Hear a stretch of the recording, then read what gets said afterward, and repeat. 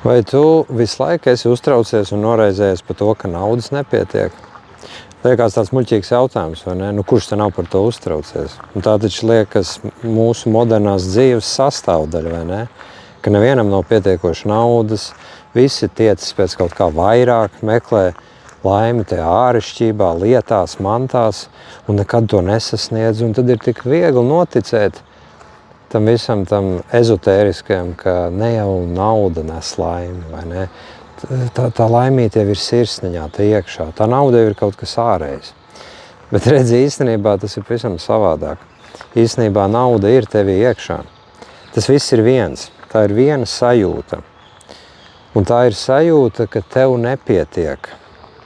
Un tā sajūta sevi pieredzēs un turpinās pieredzēt visādos veidos, ka naudas nav, ka nav arī normālas attiecības un riebīgi tu jūties pats ar sevi, principā, jo tas ir viss viens.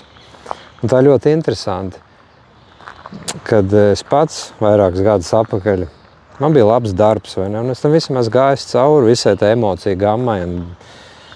Man bija labs darbs un vēl joprojām ir, bet tajā laikā es biju ļoti nostresojies. Es nemitīgi uztraucos par to, ka vēl vajag. Es patiešām biju tajā sajūtā 100%, ka nekad nepietiek un vēl vajag, jo vienalga, cik es tur vairāk sāku pelnīt, likās pagaid, nu vajag vēl. Labi, tagad ir, varam dzīvot normāli, bet vajag taču tagad vēl kaut kādus iekrājumus sākt, jo tikai muļķis taču dzīvo no rokas mutē, un tad jo vairāk es sāku sakot kaut kādiem finansiālajiem padomdevējiem, jo es vairāk apzinājos, cik es esmu vēl tālu no tā ideāla. Un es sapratu, ka ne tu neesmu tur, kur vajag būt. Ne man ir pensiju, privātie iekrājumi, ne man ir tas, ne šitas. Un paradoxālā veidā, jo vairāk nāca iekšo, jo vairāk es vienkārši juku prātā. Nevarēju gulēt, domāju par to, ak, Dievs, un tūlīt karš būs, un tas, un kā mēs nodrošināsimies pret to, lai ir šitas un tas, un vārdu sakot, to naudu, ko es nopelnīju, es neizbaudīju vispār. Es neizbaudīju. Es biju vienkārši nostresojies, izdedzis cilvēciņš. Un tas viss no tās iekšējās sajūtas, no tā lēmuma, kur es biju pieņēmis kādreiz sen bērnībā, ka es esmu maziņš, niecīgs un ka pasaule ir nedroša. Un šis te lēmums un šī te sajūta turpināja sevi visu laiku pieredzēt. Un man to bija jāizdzīvo, un man tas bija visu laiku jāpieredz, līdz es sapratu speciālistu pavadībā, kur tas viss slēpjas. Un tad to varēja dziedināt, atrisināt. Un tagad es varu vienkārši tā ļaut saulē spīdēt, sildīt mani un vienkārši izbaudīt to, ka es esmu. Bez īpašas uztraukšanās, bez stresiem, bez trauksmes. Jo es vienkārši zinu, ka viss ir ok. Un neatkarīgi no tā, cik man ir daudz naudas vai nav naudas, viss būs kārtībā. Man nav par to jāuztrauc, jo redziet, tas viss slēpjas tur, ka ne jau naudas daudzumā ir tas noslēpums.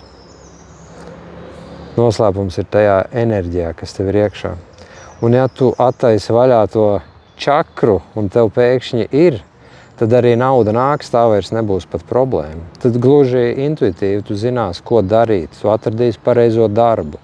Sāks nodarboties ar savu sirdslietu, kas tev vēl vairāk ienesīs naudu. Tas viss vienkārši notiks. Bet tas viss sākas lūk te iekšēji, iekšā.